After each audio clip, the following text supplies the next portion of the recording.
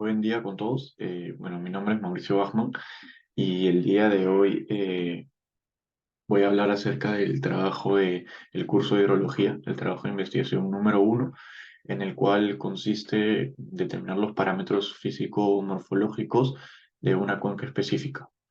En nuestro caso, bueno, en mi caso, voy a hablar acerca de una cuenca ubicada aproximadamente en la provincia, departamento de Cerro de Pasco, el cual se determina como nombre de la cuenca Hóndores.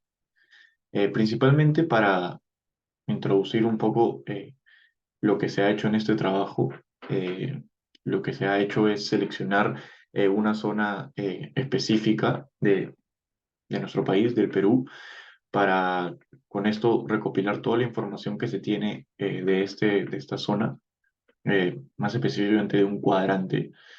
Entonces, con esto se seleccionaron toda la información, es decir, curva de nivel, ríos y lagos que se tienen dentro de esa zona para poder determinar los parámetros físico-morfológicos de la cuenca que se encuentra en dicho cuadrante.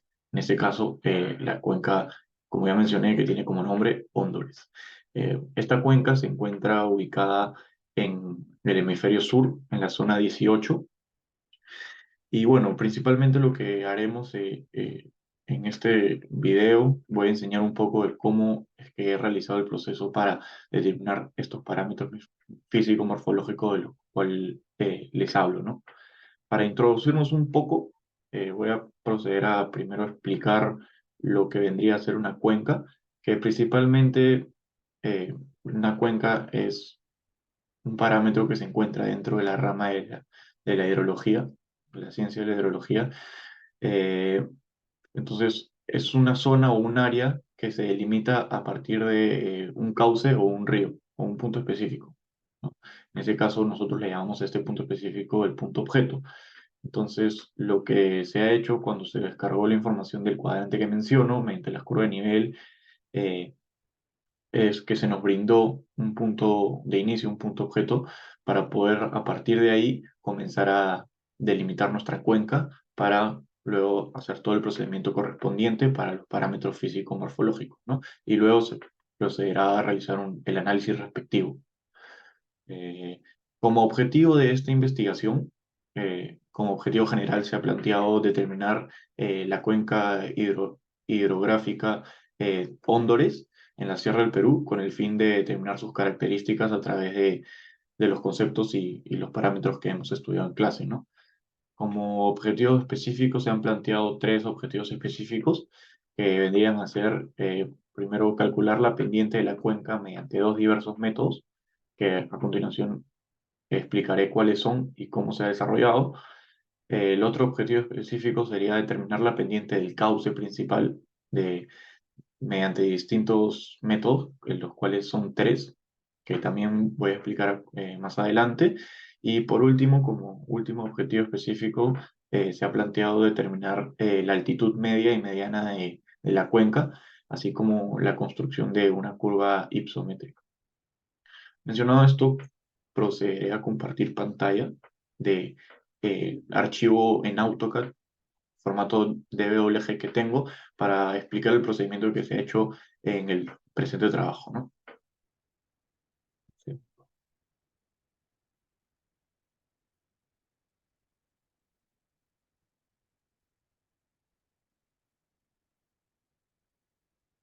Ya. Ahí creo que ya pueden ver mi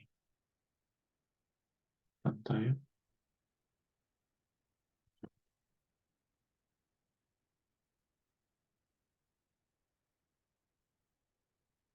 Ya, ahora sí. Bueno, como pueden ver acá, este es el formato que yo tengo en AutoCAD, donde he hecho todos los procedimientos correspondientes y que, bueno, que procederé a explicar, ¿no? Bueno, como pueden ver ahí, principalmente esto es la Carta Nacional, es decir, la información que se ha bajado a partir del cuadrante seleccionado, que como mencioné está en el hemisferio sur, aproximadamente por el departamento de Cerro Pasco, en la zona 18, ¿no? Entonces, esta es la información que te brinda una Carta Nacional, es decir, las curvas de nivel las líneas celestes vendrían a ser lo que son los ríos, las curvas de nivel son lo gris, las líneas grises, y bueno, luego lo que está en morado que estoy acá seleccionando vendría a ser los lagos, ¿no? Y como mencioné, se nos brindó un punto de partida, que es el punto objeto, que se determina mediante este círculo, se inicia en el centro de este círculo, ¿no? Es decir, en este punto de acá. Para empezar, como primer paso de nuestro procedimiento del trabajo de investigación, se procede a delimitar una cuenca. Para delimitar una cuenca hay que tener en primero consideración algunos parámetros que voy a explicar a continuación. Primero, se decide hacia qué dirección se va a delimitar nuestra cuenca, dependiendo de la altitud de las curvas de nivel. En nuestro caso, las curvas de nivel comienzan a incrementar, digamos, hacia el lado derecho, por lo que vamos a delimitar nuestra cuenca hacia esa misma dirección.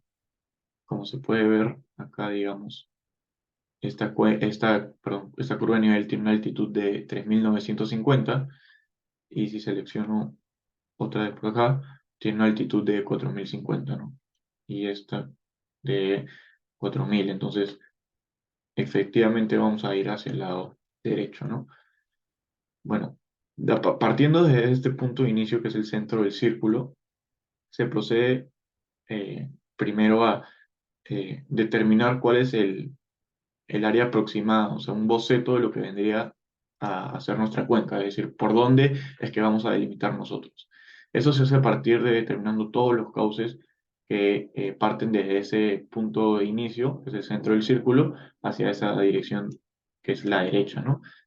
Y bueno, primero se hace un boceto para saber aproximadamente por dónde va a pasar realmente nuestra delimitación de cuenca y luego ya se procede a delimitar la cuenca realmente. Para delimitar esta cuenca se tiene que tener en consideración que no se puede cortar ningún flujo de agua, es decir, no podemos cortar ningún cauce. Digamos que si yo quiero delimitar mi cuenca, no puedo cortar esta línea celeste que vendría a ser un cauce, ¿no? Es decir, tengo que bordearlo de cierta manera. Y se bordea toda esa zona que hemos realizado como boceto, que tiene que contemplar todos los cauces que parten desde el punto inicial. La otra consideración que se debe tener para delimitar nuestra cuenca es que la cuenca debe cruzar las curvas de nivel de forma perpendicular eh, o lo más acercado posible, digamos. Bueno, esas son las dos consideraciones para el primer paso que es delimitar nuestra cuenca.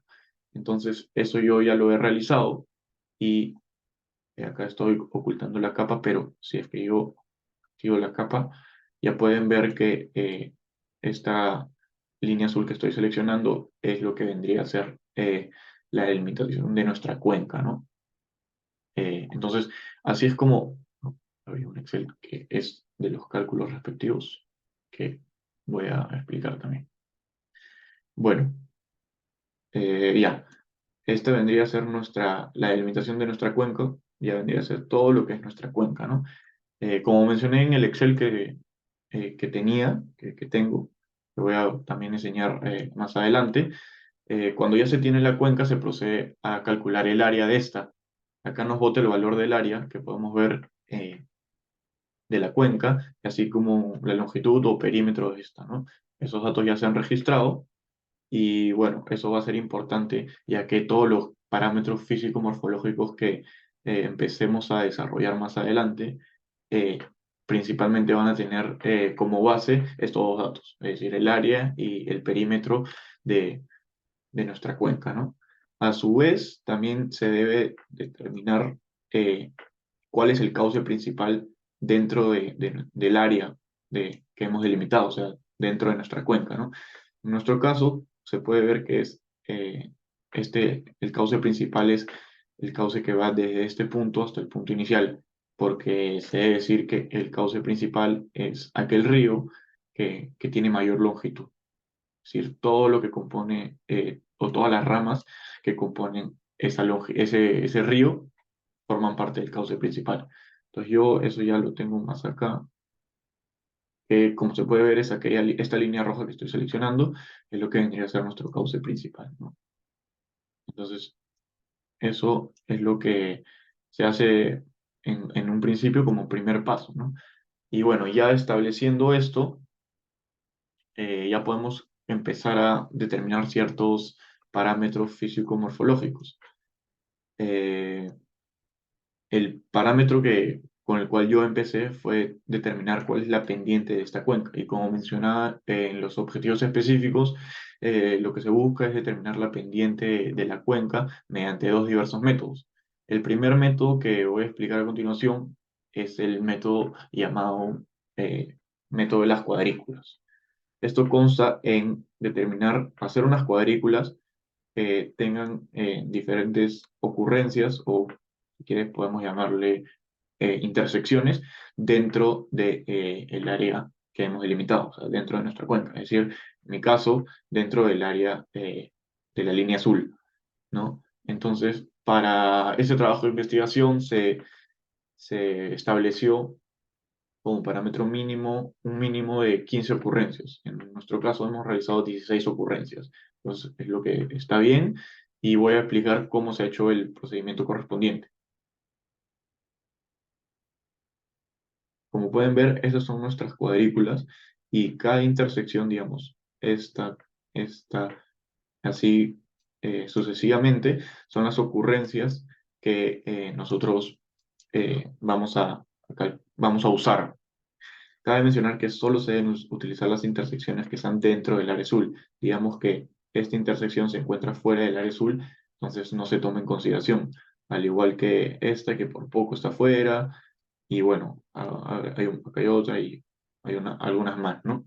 Entonces solo hay que tener en consideración aquellas intersecciones u ocurrencias que se encuentran dentro de nuestra área. Bueno, asimismo yo he seleccionado 16 ocurrencias y lo que se hace principalmente es, voy a tomar como ejemplo esta, se hace determinar cuáles son, lo que se hace es determinar cuáles son primero que nada, las altitudes de las curvas de nivel que contemplan esa ocurrencia. Digamos, esta ocurrencia se encuentra en este punto, pero las curvas de nivel que contemplan esto son eh, esta de acá y esta de acá. Entonces se procede a determinar las altitudes que luego trae el mismo AutoCAD de cada curva. Digamos, de esta curva será una elevación de 4.400 y la otra tendrá una elevación de 4.350, siendo esta altitud de 4.350 la altitud menor, o sea, la cota menor, y siendo esta altitud de 4.400 la mayor altitud o mayor cota, ¿no? Bueno, así se procede a hacer con todas las ocurrencias, eso es parte del procedimiento, y bueno, luego se procede a calcular la diferencia que existe entre las altitudes, es decir, hacemos la diferencia de 4.400 menos 4.350, que son las altitudes, ¿no? Se procede a calcular esa diferencia que nosotros le vamos a llamar delta de H, ¿no? Luego se debe medir la longitud que hay entre cada curva, es decir, de acá a acá, pero esa longitud también se determina mediante unas consideraciones que hay que tener en cuenta, que vendría a ser que se debe trazar una curva de nivel que esté entre estas dos para poder medir la longitud, ya que mediante esta curva de nivel generada puede ser un tramo pequeño, no se debe generar o no es necesario generar la curva de nivel a lo largo de toda la carta nacional, sino solamente de un trazo pequeño. Esta curva de nivel que generamos debe pasar por la ocurrencia para luego medir la longitud que mencionaba perpendicularmente a dicha curva de nivel generada. Entonces, eso yo ya lo he realizado para cada una de las ocurrencias eh, y acá lo muestro. Eh, Esta es la curva amarilla, es la curva de nivel que yo he generado que tiene como punto de paso la ocurrencia o la intersección, y luego la longitud que se mide entre curvas es una longitud la cual es perpendicular a la curva de nivel general, que vendría a ser la amarilla, ¿no? Entonces se registran así las diferentes longitudes, acá para esta ocurrencia, y así sucesivamente, ¿no? Se generan para todas las ocurrencias, lo cual se ha registrado ya las longitudes, ¿no? Y luego, ya teniendo en consideración estos datos, se procede a sacar la pendiente de cada una de esas ocurrencias. ¿Cómo determinamos esa pendiente? Es, Se determina mediante la división del delta de h, que es la diferencia de altitudes que mencionas, se hace llamar delta de h, entre dicha longitud que acabo de mencionar que se debe medir, ¿no? Entonces, eso es lo que principalmente se hace para el método de las cuadrículas para poder determinar la pendiente de la cuenca. Ahora voy a enseñar el Excel que mencionaba antes, de cómo se realizaron los cálculos para poder determinar eh, la pendiente de la cuenca mediante este método, ¿no? Como decía, acá están las ocurrencias. Yo tengo ya registradas 16 ocurrencias con las altitudes mayores de cada una, o sea, la altitud de la curva que tiene mayor altitud y así también para la menor. Luego el delta de h, que es la diferencia entre ambas, la longitud que mencionaba y la pendiente que también mencioné. Eso es como los primeros cálculos que se vendrían a hacer, ¿no? Luego se debe registrar el tamaño de la muestra, que es decir, la cantidad de ocurrencias que estamos evaluando. En mi caso son 16, por lo que el n es igual a 16. Y luego se procede a determinar el parámetro k. ¿Qué vendría a ser? Se determina mediante es una fórmula que se nos ha brindado para el cual determinamos el parámetro k, que vendría a ser 1 más 3.3 por el logaritmo de la muestra, ¿no? Que nos arroja un valor de 4.974, que bueno, aproximadamente es 5, ¿no? Redondeándolo hacia arriba. Luego se debe calcular también la pendiente mayor de todas las ocurrencias que hemos determinado, siendo en mi caso la pendiente o el valor mayor de todas las ocurrencias, la pendiente mayor, un valor de 0.825 y igual se hace para el valor menor, siendo este de 0.07. Luego se procede a calcular el rango, el cual es la diferencia entre la pendiente mayor y la pendiente menor, y luego se procede a determinar el parámetro C, que vendría a ser el rango entre el parámetro K, pero este parámetro K hay que tenerlo en consideración que se debe utilizar un número entero. Es por eso que yo mencionaba que sea aproximado a 5. Entonces el parámetro C nos da un valor de 0.151, ¿no? Una vez determinados estos datos, estos cálculos, vamos a ya eh, determinar los intervalos que hay que tener en cuenta, porque este parámetro trabaja, digamos, mediante intervalos. Entonces, lo que se hace primero es, se empieza con el valor mínimo o sea, la pendiente mínima de las ocurrencias, que vendría a ser el 0,70. Se empieza con este y a este siguiente parámetro o el fin del intervalo se le llama el SI más 1, que realmente es el valor inicial, que vendría a ser el menor, más el parámetro C, que vendría a ser como la amplitud del intervalo, digamos, ¿no? Entonces se hace el valor menor más el parámetro C. Luego, este fin del intervalo resulta ser el inicio del siguiente intervalo, ¿no? Entonces se hace lo mismo y se determina el intervalo con el valor menor, o sea, el valor inicial de dicho intervalo, más el parámetro C. Y así sucesivamente se hizo para, en nuestro caso, 6 intervalos, ¿no? Ya. Luego procedemos a calcular la semisuma, que vendría a ser el promedio entre eh, el inicio y los valores iniciales y finales del intervalo, ¿no? Sacando el promedio, digamos. Y luego, cuando ya sacamos el promedio de cada intervalo, procedemos a determinar cuántas pendientes se encuentran o cuántas ocurrencias se encuentran en dicho intervalo, ¿no? ¿Y cómo determinamos eso? Lo que se hace es, mediante estos valores que hemos determinado acá, que son las pendientes de cada ocurrencia, se procede a calcular o contar, si se quiere decir, cuántas de esas se encuentran en el primer intervalo, es decir, desde 0.07 hasta 0.221, ¿no? Bueno, acá yo ya las he marcado, para este primer intervalo son las de color rojo, entonces nos da un valor de 8 ocurrencias que se encuentran en dicho intervalo.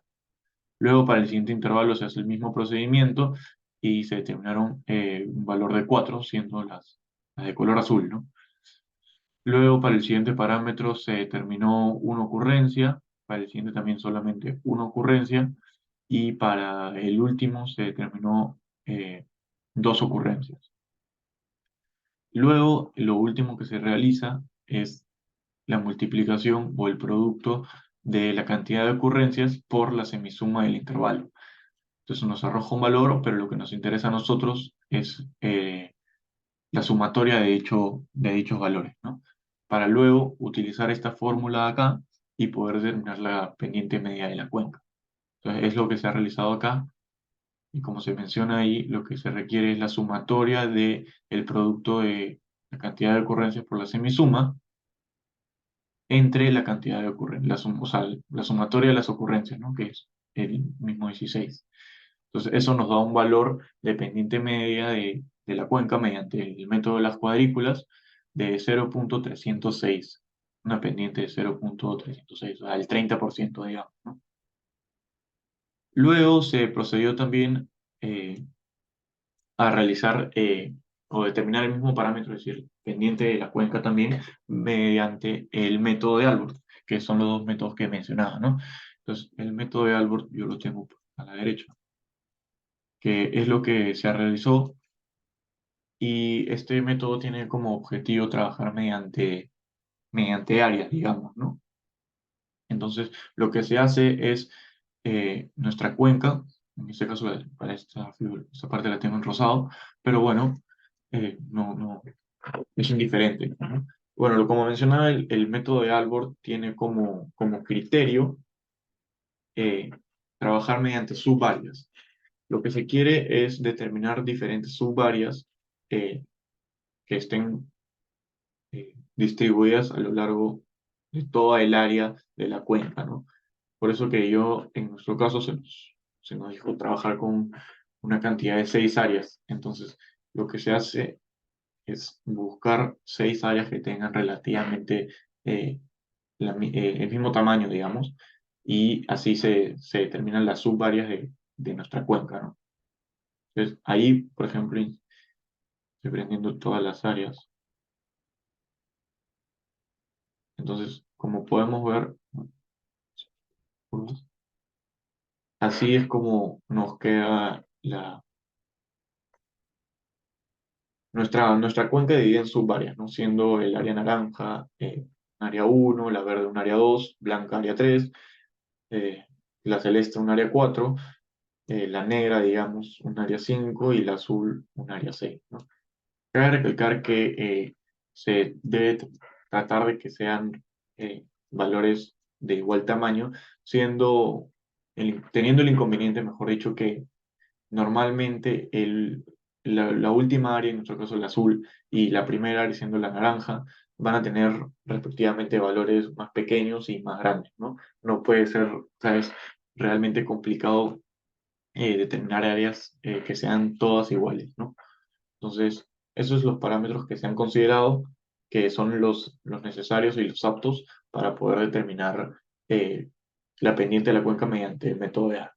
Entonces, ahora voy a proceder a aplicar con el Excel. Acá, eh, cómo es que se ha calculado la pendiente, que salió un valor de 0,458 mediante algo, ¿no? Entonces, acá tenemos las 6 áreas que yo he registrado. Igual, al igual que con el método de las cuadrículas, se procede a determinar las altitudes de cada curva de nivel. Y quizás usted la confusión de cuáles son esas curvas de nivel y cómo se determinan. Eh, cada curva de nivel que medimos, es decir, la altitud mayor y menor de las curvas de nivel que se habían registradas ahí en el Excel, son las curvas de nivel que delimitan un área o una subárea, digamos. La curva de nivel en este punto y la curva de nivel en el punto de acá, digamos, ¿no? Entonces, así es como se registra igual para todas las áreas, ¿no? Entonces, esas son las dos curvas de nivel que se deben tener en consideración para un área, ¿no? Así se procede a hacer con las 6 áreas. Pues se registra la altitud eh, mayor y la altitud menor de cada curva. Luego se procede a calcular cuál es el área de esa, el tamaño de esa área o de esa subárea lo que yo tengo registrado acá, y luego se procede a determinar la longitud. Acá realmente no debería ser longitud entre curvas, sino longitud de curva. Porque para este criterio, a diferencia del método de las cuadrículas que medíamos la longitud entre curvas, para este método de Albor lo que se hace es, la longitud que se usa es una longitud que debe ser la longitud de una curva de nivel intermedia. Entonces, esa curva de nivel intermedia debe estar entre entre las dos curvas de nivel que delimitan un área, ¿no? Digamos, acá, esta curva de nivel, dentro de esta parte lo tapa el área naranja, pero esta es la curva. Pues, si se puede ver ahí, es una curva de nivel que se encuentra a la mitad, digamos, o una curva intermedia, ¿no? Entre dicha curva de nivel que está al inicio y dicha curva de nivel que está acá al final, ¿no? Entonces, lo que se procede es a determinar una curva de nivel media para cada área y se procede a calcular cuál es la longitud de dicha curva, ¿no? Entonces, así yo lo he hecho para cada una de las áreas y se ha determinado ya cuáles son las longitudes para cada área, ¿no? Que están acá registradas, como pueden ver. Luego se procede a determinar este cálculo, que vendría a ser la relación entre el área y la longitud que acabamos de mencionar. Entonces se procede a hacer la división y, digamos, para el área uno nos arroja un valor de 83,95, para el área 2, 215,94 y así sucesivamente, ¿no? Luego también se procede a calcular el delta de H, que como mencioné es la diferencia entre las altitudes. Que se puede ver la altitud mayor para el área uno menos la altitud menor del área uno también. Y bueno, así para todas las áreas también. Y y luego se procede a calcular el SI, que vendría a ser lo que es la pendiente de cada área, ¿no? O la pendiente de cada subárea, mejor dicho, que se determina mediante... Todos estos cálculos se realizan mediante diferentes fórmulas, al igual que para el método de las cuadrículas, para Albor también se utilizan diferentes fórmulas que se nos han brindado en clase. Entonces, ¿cómo se determina la pendiente de cada subárea, digamos? Se realiza mediante la división entre el delta de H y el parámetro de I, ¿no?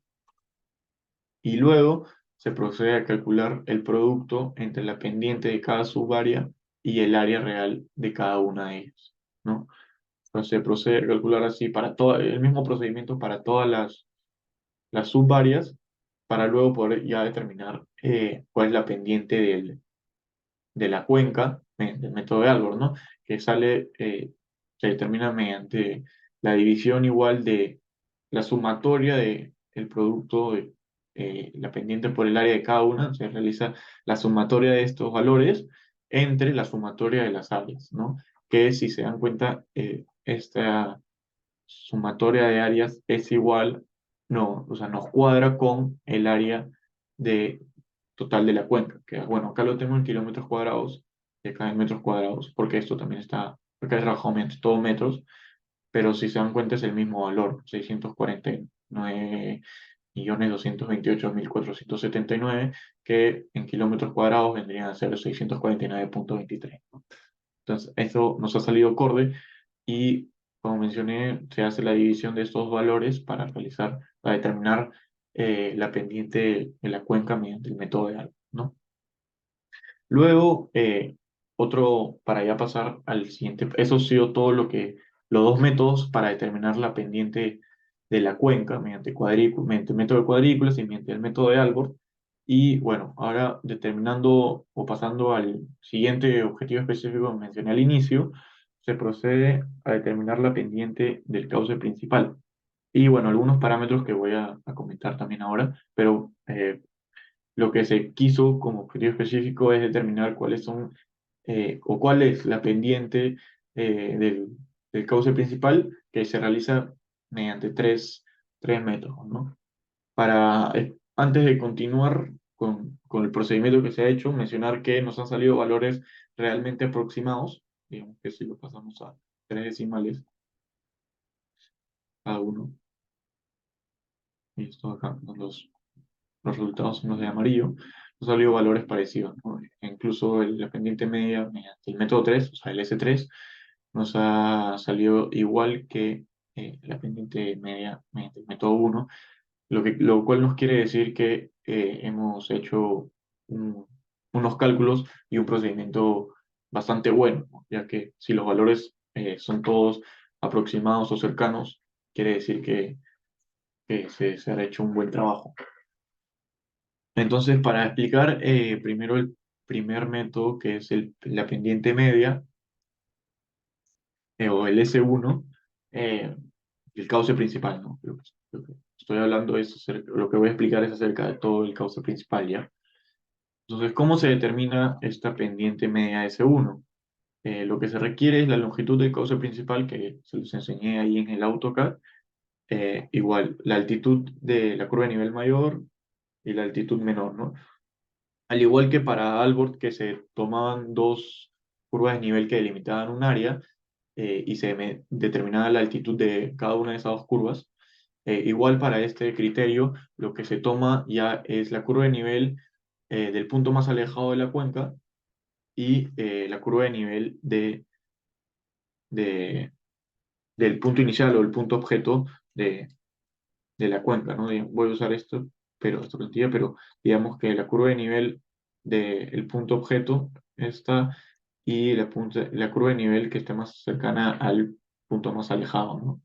Entonces, así es como se determinaron estas altitudes y para sacar la pendiente media de S1, o sea, mediante el primer método, lo que se hace es, se hace una división que es la diferencia de las altitudes entre la longitud del cauce principal.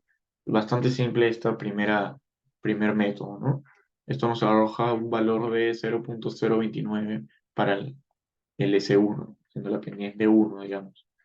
Luego se procede a realizar el mismo parámetro, o sea, igual pendiente del cauce principal, mediante el segundo método, que es el de pendiente media compensada o S2. Al igual que este método, al igual que Albor, se trabaja mediante áreas. Entonces, en este caso, hemos utilizado las mismas áreas que para el criterio de Albor, a diferencia que, bueno, el criterio de las altitudes es el mismo, como mencioné, a diferencia que lo que cambia es la longitud entre curvas. Ahora, si bien para Albert determinamos la longitud de la curva media, ahora lo que vamos a utilizar es la longitud que existe entre dichas curvas que delimitan un área, pero esa longitud no puede ser simplemente, digamos, la longitud horizontal o como creamos, o el punto más alejado, digamos, ¿no? Debe seguir un criterio. El criterio que se sigue, como estamos determinando la pendiente para el cauce principal, lo que se debe medir es la longitud del cauce principal que se establece en dicho tramo, es decir, la longitud del cauce principal que se encuentra entre dichas curvas de nivel que delimitan un área, ¿no? Entonces, eh, así es como se ha hecho y se ha procedido a calcular las longitudes para cada subárea, digamos, que son estas de acá. Luego se ha procedido a hacer la diferencia de altitudes. Bueno, acá lo tengo como H1 menos H0, pero es lo mismo que mencioné antes, que es el delta de H, ¿no? La diferencia de altitudes, igual para cada subárea, ¿no? Y luego acá, ya, eso es, digamos, lo que comienza a variar, que se debe trabajar mediante las áreas, se deben dividir pero no bajo cualquier criterio, digamos, ¿no? Sino se deben realizar teniendo ciertas consideraciones, ¿no? Al igual que para el criterio de Albert o para el criterio de las longitudes entre curvas, que acabo de mencionar, que por donde pasa el cauce principal entre esas curvas de nivel, ¿no? Entonces, lo que se procede a hacer es determinar la base menor, base mayor y área, que ahorita voy a explicar cómo se menciona, ¿no? O cómo se calcula, mejor dicho. Ya, para principalmente calcular esta área de la primera subárea, se debe trabajar considerando que esta primera subárea trabaja como si fuera un triángulo. por eso que no tiene ni base menor ni base mayor, o sea, el valor es cero. Entonces, para calcular el área de esta, lo que hace es, se sigue la fórmula de el área de un triángulo, que es base por altura entre dos, siendo la base la longitud entre curvas y siendo la altura la diferencia de altitudes. Y esto se hace entre dos y se calcula el área, ¿no? Eso para la primera subárea. Y luego, a partir de la segunda subárea hasta, bueno, digamos, todas las subáreas que se puedan tener, en mi caso son seis, pero si es que se tiene más, igual para todas las restantes, se debe considerar ya no como si fuera un triángulo, sino como si fueran trapecios. Y por eso que acá sí se puede ver que todas las demás tienen valores para la base menor y la base mayor. Y bueno, ¿cómo se determina la base menor? La base menor vendría a ser lo que es el delta de H de la subárea anterior, digamos. Eh, en este caso, la base menor para la subárea 2 va a ser la diferencia de altitudes del área de la subárea uno, ¿no? Que vendría a ser 250. La base mayor se procede a calcular mediante la suma de el delta de H de la subárea uno más el delta de H de la subárea dos. Eso vendría a ser la base mayor para el subárea 2. Y luego el área se calcula, como dije, mediante, o sea, teniendo en cuenta que esto funciona como si fuera un trapecio, ¿no? Que vendría a ser base menor más base mayor por altura entre dos. Entonces se procede y se determina el valor. Igual se hace para las áreas restantes, ¿no? La diferencia es que la base menor ahora va a ser eh, la base menor del área del subárea 2 más su delta de H, ¿no? Y su base mayor va a ser el delta de H de esa misma subárea, en este caso en la subárea 3 el delta H de la subárea 3 más la base mayor del subárea 2. Y bueno, igual se procede a determinar el área considerando que trabaja como si fuera un trapecio, ¿no? Entonces se procede a determinar así los valores para cada subárea y se determina la subárea, ¿no? Perdón, la sumatoria, que vendría a ser la sumatoria de todas las áreas, ¿no? Bueno, ahí está mal incluso, miren, nos sale un valor mucho más aproximado a la pendiente media S1 y S2. Entonces, bueno, se calcula la sumatoria de estos valores, al igual que se calcula la sumatoria de las longitudes entre curvas, ¿no?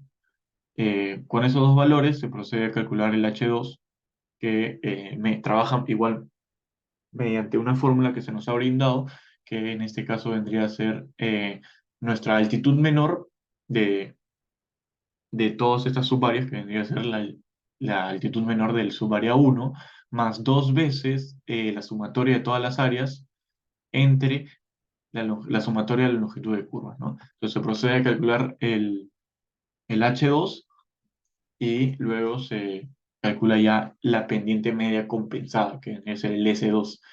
En este caso nos ha salido un valor de 0.026 y el cual se determina mediante la fórmula que se puede ver acá, ¿no? Que vendría a ser el H2 menos la altitud menor igual, y esa diferencia se divide entre la longitud total o la sumatoria de las longitudes entre curvas, y arrojándonos un valor de 0.026, el cual está bastante cercano a lo que nos dio el valor de S1 de la pendiente media, que es un valor de 0.029. Ese fue el procedimiento hecho para determinar la pendiente del cauce principal mediante el segundo método, o sea, la pendiente media compensada. Y luego se procede a un tercer método, que es el de pendiente media S3, que igual se trabaja, al igual que para el S2, se trabaja mediante subvarias. Igual hemos considerado las mismas seis subvarias, lo cual es válido.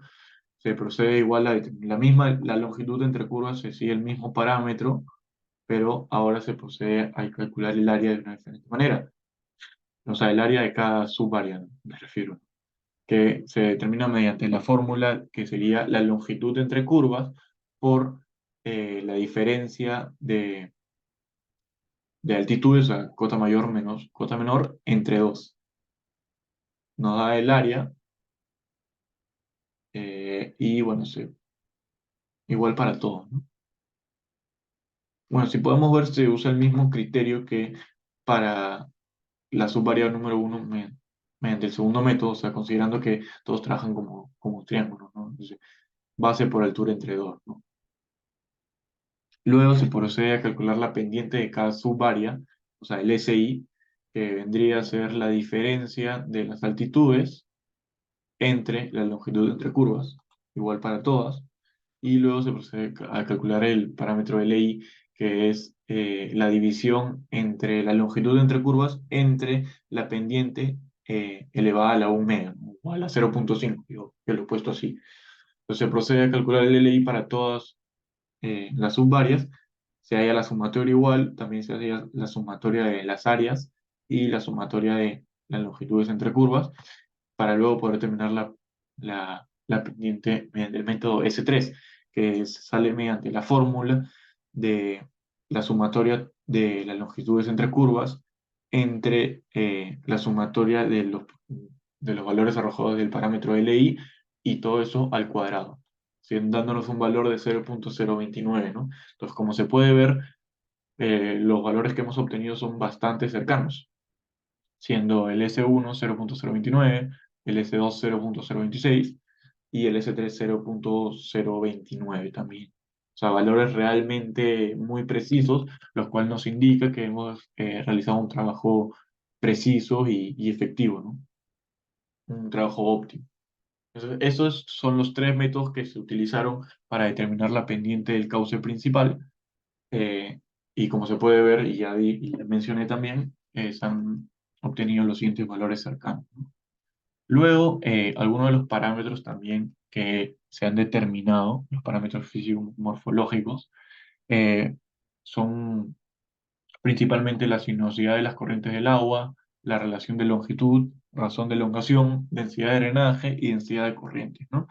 Para determinar la sinuosidad de las corrientes del agua, se ha procedido a utilizar los parámetros que el L vendría a ser la longitud del cauce principal y el LT vendría a ser la longitud desde el punto inicial al punto más alejado, bueno, evidentemente del cauce principal también, pero esta longitud ya no es precisamente la del cauce principal, sino que es una longitud que puede ser desde el punto de inicio del cauce principal hasta su punto final, puede ser una longitud recta o curva, dependiendo de cuál sea la forma de nuestro cauce principal, la que se esté más aproximada a la forma que tiene ese cauce, es decir, eso que les voy a mostrar a continuación.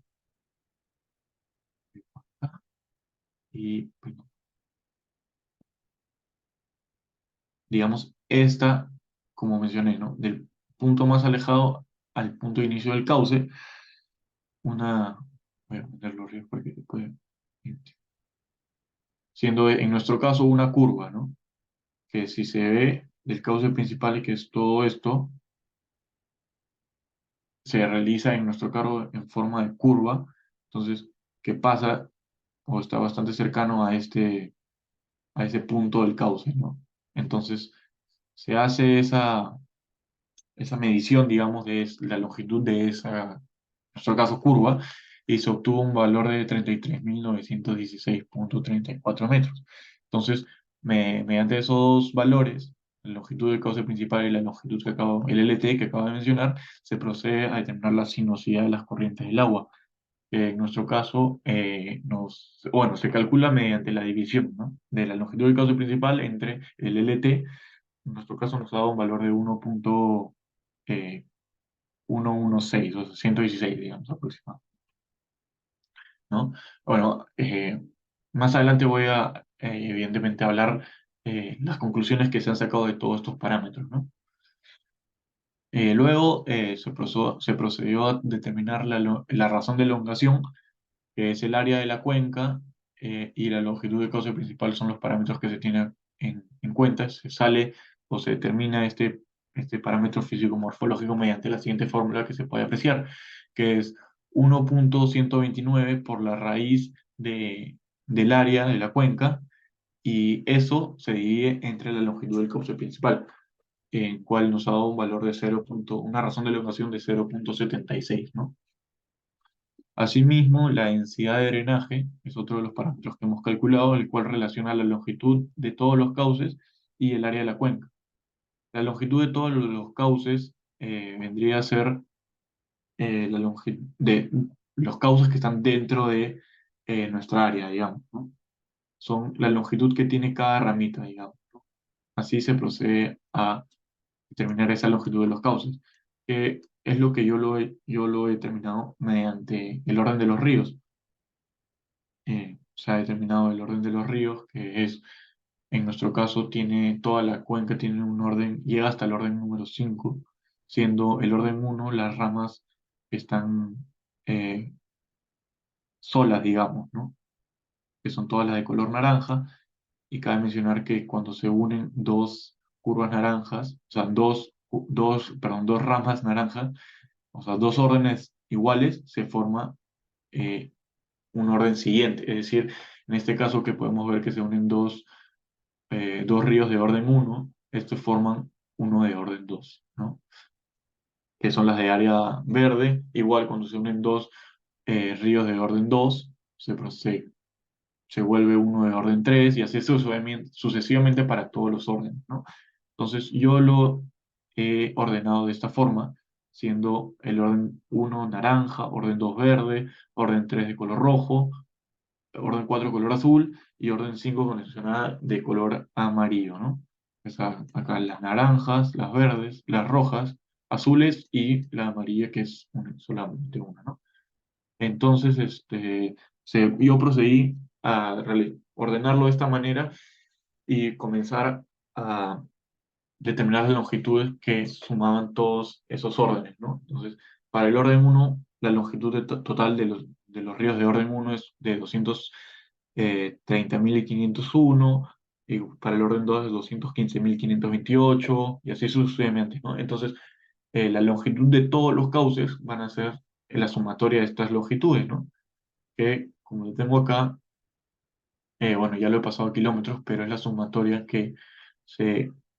la sumatoria de la longitud de todos los órdenes, ¿no? Entonces, para la densidad de drenaje, lo que se relaciona es la longitud de todos los cauces entre el área de la cuenca, ¿no? Lo he trabajado así en kilómetros, lo cual nos da una densidad de drenaje de 0,8, o sea, 0,801, si lo queremos ver así. 806, perdón, ¿no? Luego, la densidad de corrientes es otro de los parámetros físico-morfológicos se han determinado, el cual relaciona el número de corrientes y el área de la cuenca. El número de corrientes vendría a ser la cantidad de ramas que se han encontrado. Digamos, eh, esta área uno, perdón, esta rama uno, esta es otra 2, 3 y así sucesivamente. Se han contado todas las ramas o todas las corrientes, porque hay que establecer que una corriente es todo aquel flujo por o donde se encuentra o donde hay presente un caudal. Entonces, se han determinado las corrientes, la cantidad, y se ha encontrado que hay 284 corrientes. Entonces, lo que hace la densidad de drenaje es que relaciona el número de corrientes entre el área de la cuenca, dándonos un valor de 0,437, ¿no? Luego, otro de los parámetros que se ha calculado son los parámetros de la relación de longitud. Y bueno, cabe mencionar que la relación de longitud es un parámetro que se puede determinar va asociado a los órdenes de los ríos. Entonces, podemos sacar diferentes relaciones de longitudes que se relacionan, en este caso, el RL1. Yo acá he puesto suma las longitudes de ríos del orden uno, es decir, este valor. Entonces, el RL1 relaciona las longitudes de los ríos de orden uno con las longitudes de los ríos de orden 2. Entonces, ¿cómo se saca la relación de longitud? Se hace la división entre la sumatoria de longitudes de los órdenes de los ríos de orden uno entre las longitudes de los ríos de orden 2, ¿no? Igual, en este caso, la RL2, relación de longitud 2, relaciona las longitudes de los ríos de orden 2 con los de orden 3. Igual, se hace la misma división, ¿no? Las longitudes de ríos de orden 2 entre longitudes de ríos de orden 3. E igual se ha hecho cuatro veces, ¿no? Relacionando el uno con el 2 con el 3 con el 4 y el 4 con el 5. Entonces, para el RL1 nos ha arrojado un valor de 1,069, para el RL2 un valor de 5,232, para el RL3 un valor de 1,313 y para el RL4 un valor de 7,202. Cabe mencionar que, como se puede apreciar acá en las longitudes de los órdenes de los ríos, conforme va aumentando el orden, se va disminuyendo la longitud, porque cada vez, digamos que hay menos ríos con ese orden, digamos. Como mencionaba, para el orden 5 solo se encuentra un río con orden 5, ¿no? Teniendo esta longitud, la cual se establece acá. Entonces, cuando incrementa el orden de los ríos, se podría decir que disminuye la longitud de, de la longitud de los ríos de este orden, ¿no? Entonces, bueno, esos han sido los parámetros que se han calculado también con respecto a lo que son, bueno, primero las pendientes, los cauces principales, y luego los parámetros mencionados que tienen con relación a cauces, ¿no? Que no necesariamente son el principal.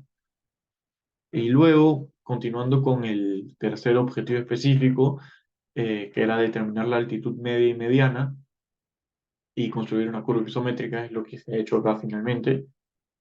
Entonces, este parámetro físico-morfológico lo hemos hecho igual, al igual que para la pendiente del cauce principal mediante el método S2 y S3 y el método de la pendiente de cuenca mediante Albor, se trabaja mediante subvarias. Entonces, hemos utilizado igual las mismas subvarias. El concepto de la altitud mayor y la altitud menor ya lo conocemos. Se procede a determinar el tamaño de cada subvaria, o sea, el área de cada subvaria. Luego se halla la sumatoria de estos valores y luego acá el HM, que vendría a ser el promedio entre las altitudes de las curvas de nivel. Si antes bien trabajamos con la diferencia entre altitudes, ahora para este parámetro de la altitud media y mediana se trabaja con el promedio de los valores, ya no con la diferencia. Así se realizó para cada una de las subvarias. Luego se procede a determinar el producto de este promedio de altitudes por el área de cada subvaria, igual para todos y se saca la sumatoria. Y luego, eso es lo que tiene diferente este parámetro que trabaja mediante áreas acumuladas. Siendo, bueno, para la primera subvaria, el área acumulada, como es la primera, va a ser el área de la misma subvaria, ¿no? Pero ya para el área, para la subvaria número 2 digamos que el área acumulada va a ser el área de esa misma subvaria más el área acumulada de anterior, ¿no? Entonces, así se ha hecho para cada una de las subvarias, ¿no? El área de esa misma subvaria más el área acumulada anterior. Y así sucesivamente, y se procedió a determinar para cada una de las subvarias, ¿no? Y luego esto se transforma o se expresa de manera porcentual, siendo el área acumulada entre el total del área de la cuenca, ¿no? Ahí como se puede ver es el área acumulada para esa subárea entre eh, el área acumulada de la última subárea, pero si bien entramos en lógica, el área acumulada de la última subárea va a ser el área total de la cuenca, coincide el número. Sería ilógico que nos dé un valor mayor, ¿no? Entonces, es por eso que acá, para la última subárea del área acumulada, nos dice que es el 100%. Entonces, bueno, se procede a hacer la división y representarlo de manera porcentual, el área acumulada, ¿no? Entonces, ya con estos datos, con estos cálculos, se procede a determinar la altitud media, que se hace mediante la división de la sumatoria del producto de el promedio de las altitudes por el área, o sea, la sumatoria de todos los valores, entre la sumatoria de todas las subáreas, o también se puede expresar como entre el área total de la cuenca, ¿no? Entonces, esto nos arroja un valor para la altitud media de 4.520. Entonces, establecimos ese valor y procedimos ya podemos realizar la curva ipsométrica. La curva ipsométrica relaciona dos parámetros que vendrían a ser los que se encuentran acá en el eje Y, vendrían a ser los, los promedios de las altitudes, es decir, esta columna, y los valores que se encuentran en el eje X son los porcentajes de área acumulada que mencioné. Entonces se procede a realizar un gráfico que representa la curva ipsométrica, y lo que se hace ya con este gráfico es establecer la altitud media primero. Entonces, la altitud media, como lo he puesto acá, vendría a ser lo que es la línea verde. Entonces, se traza una línea en el valor que nos arroja la altitud media, ¿sí? 4.520. Entonces, se traza una línea en ese valor para establecer que esa es la altitud media. Y para la altitud mediana, lo que se debe hacer es trazar, bueno, acá se mueve un poquito. Lo que se hace es trazar una línea en el valor del área acumulada cuando ésta sea 50%. Entonces trazas una línea vertical hasta que ésta intersecte con la curva, que vendría a ser la línea azul. Entonces, donde intersectan, el punto donde se intersectan va a ser el valor para la altitud mediana. En este caso se intersectan en este punto, por lo que está abajo de la altitud media. Entonces, sabemos que la altitud media es un valor de 4.520. Puede decir, bueno, esto lo he terminado yo ampliando este eje, ¿no? Para tener valores más exactos. Entonces se ha determinado que la altitud mediana tiene un valor de 4.400, ¿no? Entonces, esos han sido todo el procedimiento que se ha hecho en este trabajo de investigación. Como se puede ver, se ha trabajado mediante el AutoCAD, el Excel, y bueno, con los conceptos, aplicando los conceptos que se han aprendido en clase, ¿no? Y bueno, ya que se ha explicado todo el procedimiento, cabe mencionar que se adjunta también un informe donde se encuentra el procedimiento detallado, pero tendría que ser lo mismo que yo he explicado acá durante este video, y también se explican ciertos pues, conceptos o términos desde la parte eh, metodológica para que se pueda entender si es que habría alguna dificultad al entender qué significa cada parámetro, ¿no? Entonces, ya determinando todos estos parámetros físico-morfológicos, para culminar se ha procedido a determinar ciertas conclusiones, que como primera conclusión se determinó que, eh,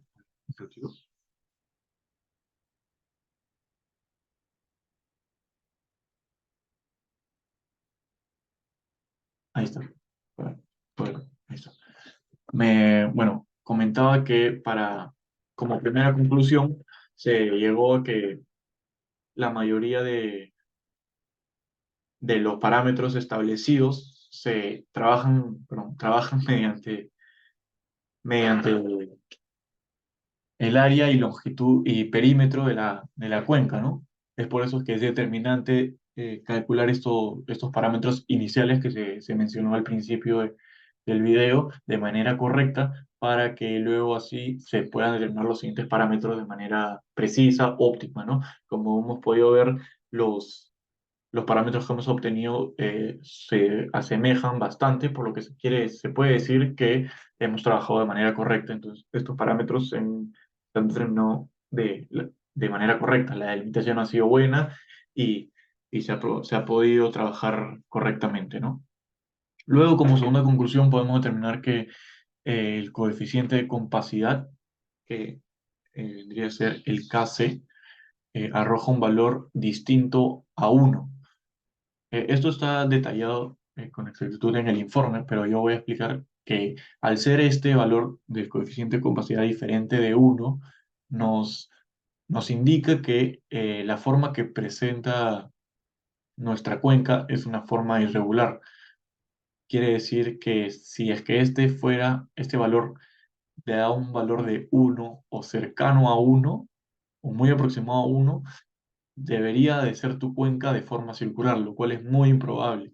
Entonces, al salirnos un valor de 1,31, existe cierta variación con respecto al valor uno, lo que nos dice que está de manera correcta la delimitación de la cuenca porque es una forma irregular, y así lo comprobamos también de manera visual cuando hemos delimitado la cuenca que se puede ver en el AutoCAD, ¿no? Otra de las conclusiones que se pudo determinar es que eh, este mismo coeficiente de compacidad muestra un valor regular, o sea, no ni tan cercano, no, perdón, ni tan alto ni tan bajo. Entonces, lo que nos lleva a concluir que el impacto del desastre en el inicio de la cuenca es relativamente controlable, porque no es un valor ni tan alto ni tan bajo. Eh, entonces, continuando con esto y complementando esto que se acaba de mencionar, también se puede concluir que el coeficiente de compacidad, ¿cómo se llama? Perdón, complementando el coeficiente de compacidad, el factor de forma es otro de los parámetros que hemos calculado, nos da un valor de 0,45. Esto siendo un valor bajo, lo que nos dice, según la teoría y los conceptos aprendidos en clase, que el impacto del desastre en el inicio de la cuenca o del punto objeto, digamos, es bajo y con una velocidad lenta. Entonces, esta conclusión complementa a la que se mencionó previamente. Entonces, se puede decir que realmente el impacto que va a tener en la cuenca va a ser, digamos, bajo y con una velocidad lenta, ¿no? Asimismo, el valor de sinuosidad que enseñé en el Excel donde están los cálculos, nos arrojó un valor de 1,12, siendo este menor a 1,25, por lo que se concluye que el río cuenta con una baja sinuosidad. Eso también son parámetros o mínimos que se determinan mediante los conceptos que hemos aprendido en clase, ¿no? Asimismo, también la densidad de drenaje que nos ha dado o que nos ha resultado es un valor de 0,81, lo cual se puede decir que es una densidad pobre, digamos, porque a partir, según lo que hemos visto en clase, a partir de un valor de 0,5 es donde se considera un drenaje pobre. Y para que sea una cuenca bien drenada, o sea, lo contrario a un drenaje pobre, el valor debe llegar aproximadamente a 3,5. Entonces, al nosotros darnos un valor de 0,81, está relativamente cerca a 0,5, por lo que se puede decir que tenemos un drenaje pobre. Entonces, eso no tiene nada de malo, sino es que es la conclusión a la que se llega con el parámetro de la densidad de drenaje. Asimismo, como conclusiones un poco más generales, digamos, se puede determinar que con respecto al cauce principal se realizó óptimamente los cálculos, ya que como mencioné a lo largo del video, los valores nos han salido mediante los tres métodos, valores bastante cercanos, siendo de 0,029, 0,026 y 0,029 correspondiente a los métodos de S1, S2 y S3.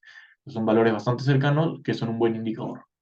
Con respecto a la pendiente de la cuenca, con respecto al método de las cuadrillas y al método de Albord, nos han salido valores parecidos, pero sin embargo hay que mencionar que tiene una variación un poco mayor a la que se ha visto con respecto al cauce principal. La variación entre las pendientes de cuenca mediante cuadrillas, mediante el método de cuadrillas y el método de Albert es de 0,12 aproximadamente. Es decir, que no es tan preciso como los métodos de cauce principal, pero sin embargo la variación de igual manera no es tan amplia, ¿no? Entonces, estas son las conclusiones a las cuales se ha llegado, es el procedimiento que se ha realizado, y bueno, eso sería todo. Muchas gracias por su tiempo y por su atención. Eh, Eso sería todo para este primer trabajo de investigación acerca de los parámetros físico-morfológicos de la cuenca en estudio, ¿no? Que para nuestro caso ha sido la cuenca que mencioné, que se encuentra por el departamento de Cerro de Pasco y que tiene como nombre eh, la cuenca Hóndores, ¿no? Así que muchas gracias por todo.